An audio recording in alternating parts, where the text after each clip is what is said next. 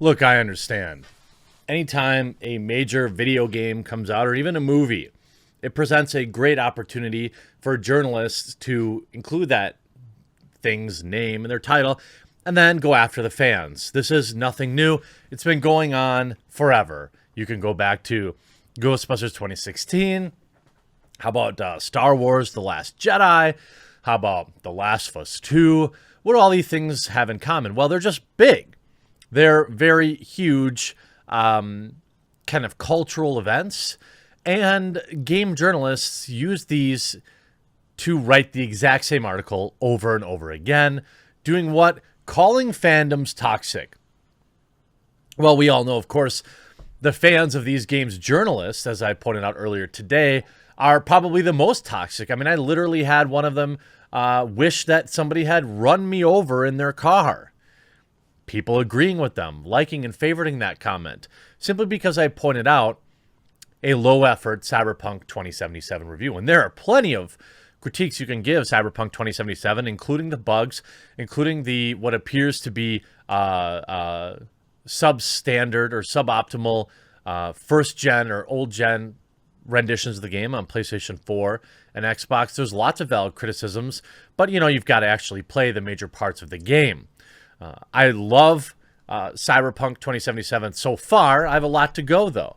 What I do have is all these amazing disc plates that if you purchase for yourself or as a gift, go directly to support my channel. No holes in the wall. You can swap them in, swap them out. Massive discount. Check this out real quick.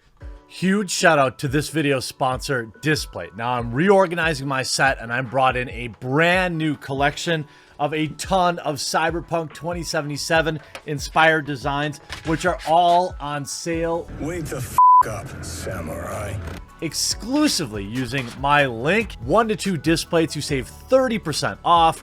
3 or more, you get 37% off. And look at that. Oh my god. There's even the quartering designs. There's 5 different quartering designs that you'll see if you follow my link. And there are numerous Cyberpunk 2077 designs, Marvel, outdoor images, sports stuff, whatever you could possibly be into. Displate has something cool to put on your wall in a wide variety of sizes, from this all the way up to basically full wall mosaics when you combine them. And I have a huge thank you for all of you who have supported Displate throughout this year. They make an amazing gift, and if you're stuck inside like most of us are, they make a great way to spruce up your walls. They mount magnetically, so you don't have to stick any holes in your wall. Plus, you can swap them in and swap them out as the season goes. Create your own designs and have a ton of fun with it. Make sure you support the channel and support your boring walls or somebody else's by using the link in my pinned comment below and pick up some Displates and save huge. And thanks so much for going so hard supporting Displate.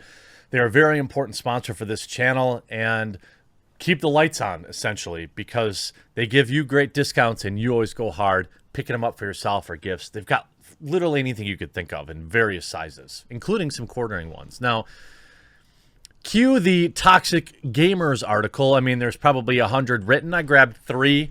All basically read the same. Cyberpunk 2077 is a glaring reminder of the ugliest part of gaming culture. Yeah, the journalists, right? Journalists long ago used to write super in-depth reviews about level design, Easter eggs, the technical parts of the video games, how the audio was, how the soundtrack was. They used to write these kind of reviews in magazines like Nintendo Power, which were largely advertisements.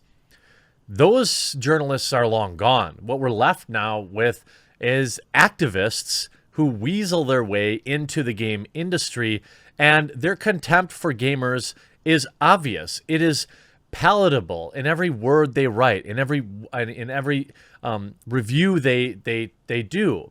You could tell that they hate gamers. I don't, and I'm glad that you've subscribed in such great numbers to help me pass 1 million. I hope you'll stick around. Reviewing the latest and greatest video games before their release is a dream job for anyone who grew up in the enchanted glow of a computer monitor or console. That's a dream that's quickly shattered for women in the field once they publish their first review. You know, You just know when you're going to get harassed. And by the way, journalists use this word harassment. It's not actually, it's their own definition of it. Criticism is what normal people call it. But they call it that. The reason they do that is to shield themselves from criticism. Because if they say you're harassing them, then they can silence you or ignore very real criticisms that burst the bubble that maybe they're just not very good at their job. And by the way, this is not limited to women. How many videos and articles were written about how terrible Jason Schreier is? He's basically the butt of every joke for the last 15 years in the video game industry. Prolific podcast host and co-founder of the mental health nonprofit Take This. If the game with all the hype has anything wrong with it, and you're honest about that, or even want to provide any context outside of it's fun, you're going to get harassed. It's a given. Again, that's completely baloney sausage. Art hasn't reviewed a game in 3 years. Okay, so opinion disregarded. As a result of these negative reviews, video games that claim a cult-like devotion of hardcore, largely male fans, the female reviewers themselves have become the target of some ire. Not a hugely hyped-up video game that's a letdown. Despite this, Cyberpunk 2077 is still coasting to a 91 out of 100, thanks to glowing reviews from typically industry-friendly publications like IGN and Game Informer. Game journalists past and present tell Inverse that reality, their career is a vicious cycle of paranoia and meanness. Let's just do your job. Just do your job. Here's a perfect example. I covered a female journalist who brought up the epilepsy thing and supported her. Did not, and by the way, I don't support reaching out and giving anyone a hard time. Just don't read their articles. But the reason they talk about it in such a bizarre way by calling it harassment and whatever is because they want to silence you. She published a guide on how to avoid the parts of the game that triggered her epilepsy, which were linked back to Game Informer's 9 out of 10 review. A day after Rupert's article was published, CDPR publicly addressed its oversight, stating that it would add a separate warning. Here's harassment, not trusting this hipster. Is that what qualifies as clickbait trash? This is like any one of my videos comment sections. I don't say this is harassment. So you want me to eat food in Cyberpunk 2077 that you cannot do in real life because of the lockdowns? Okay. Holy cow, this guy's a joke. Lamau, leave gaming, do some exercise. I mean, some of these are mean, but not all mean words are harassment. The word still has a definition. VentureBeat Jeff Grubb, who, by the way, self-inserted himself into a controversy with me, on the other hand, was disappointed with Cyberpunk 2077 and didn't hold back any criticisms in review. He, too, was subjected to mean words across social platforms. But the YouTube comments for his review's complimentary video are a mix of supported messaging and name-calling. Oh, no! Jeff Grubb, the man that openly antagonized me by calling me terrible things, that openly walked and kicked the hornet's nest of my viewers, now is wanting to complain about receiving some pushback. Grubb believes that game reviewers face a unique kind of backlash because of the price of their video games compared to the form of other medias like movies or music. See, why doesn't SkillUp complain about being harassed? How come Angry Joe doesn't complain about being harassed? Because they do good reviews. There's economic angst we feel about the value of games. You want to feel good about spending your resources on these things, and negativity can put a dent in that. The reaction to lash out and deny it and punish it, Grubb says, because when we read a negative review, we infer that the critic's suggesting we should have spent our time and money better. I mean, maybe that's true. I don't view it that way, but certainly maybe some people do. So here's an entire whine piece. Men in games media are given the benefit of the doubt, while women must constantly prove they belong. Prove that. I mean, Jeff Grubb, does it make you feel better that I think your review is trash too? Does that help? How about this? How toxic online culture is affecting women in games. World ends, women most affected. Of course, standing on Cyberpunk, according to the Washington Post, nearly 2/3 of female journalists report experiencing mean words online. Of course they do. Because whatever they define, the definition of meanness or things that are over the line has expanded so broadly for this class. By the way, make no mistake about it. If you made it this far in this video, I hope that you'll leave a like on it. I can't ask you to subscribe anymore for a full 30 days, but at least I can do that. These people think they're better than you. So when you check them, when you provide criticism for them, it really gets their goat. Look at how I have the entire IGN and GameSpot executive staff melting down on Twitter for like 3 days in a row now. Because I pointed out that their own reviewer was lazy and admitted to being lazy and not handling key aspects of the game. For a long time, the industry has been deemed a boys' club. Get out of here.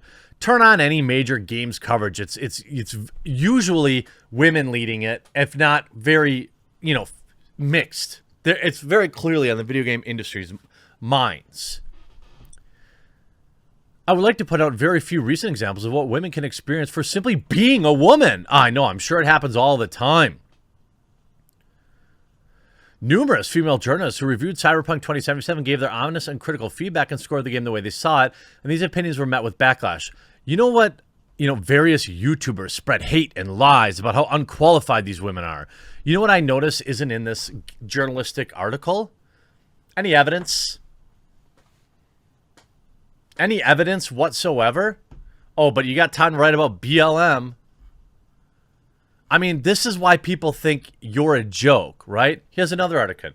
We need to solve the toxicity within video games. This is another ridiculous virtue signal type article. To solve toxicity in video games would be to solve toxicity in humankind.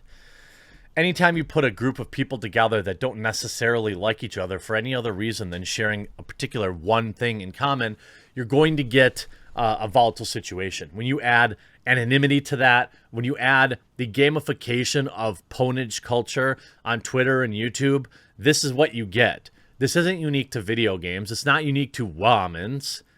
There's numerous videos dunking on me from the far left, like BreadTube, CommieTube.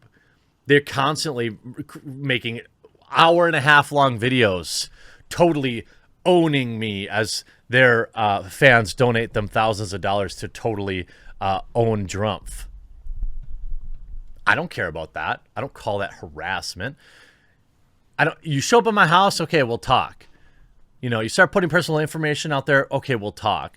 But again, attacking this community, this sort of toxicity stopped shocking me years ago. And we talked about Oubliette, which was of course, they talk about Trump. Perhaps one day we will see threads running from Gamergate right through 4 years of cruelty and misery that have characterized the Trump-Pence administration. It's really all about GG and womans. I mean, this article is literally still bringing up Anita Sarkeesian. Most gamers nowadays don't even know who that is. My most recent video about her tanked. Nobody cares. Stop attacking gamers. Look, here's the thing. You write these articles, right? They're antagonistic. They lie. They paint an entire group of what is at least 10 million people by now, based on early sales numbers from Cyberpunk, as evil, toxic meanies who are just hate women and all this stuff. By the way, in neither of these three articles did you provide any evidence of the things that you were claiming for journalists. I mean, you would think a few examples might have helped you. Look, the reason you think it's toxic is because you hate gamers. And it bothers you to your core that you have to serve them. And anytime you get even the littlest amount of feedback or pushback, you load your pants, having a total meltdown, demanding people be deplatformed. Why? When you have reviewers in your own ilk that say, well, I didn't play these major functions of the game, but I still gave it a review score. Instead of calling out your own that are mediocre or poorly assigned to things, you attack the gaming community. You attack the players of the game like Cyberpunk 2077 and call them terrible things. It's a self-fulfilling prophecy. It goes back to the whole thing I always say about these clowns going up and punching a hornet's nest and then whining about, all these phobic bees that are stinging them. Maybe just don't antagonize groups of people for a living. And I mean, eventually, you can only poke the bear so many times. You can't then whine when the bear eats you. I hope you enjoyed this video. We'll talk to you again real soon.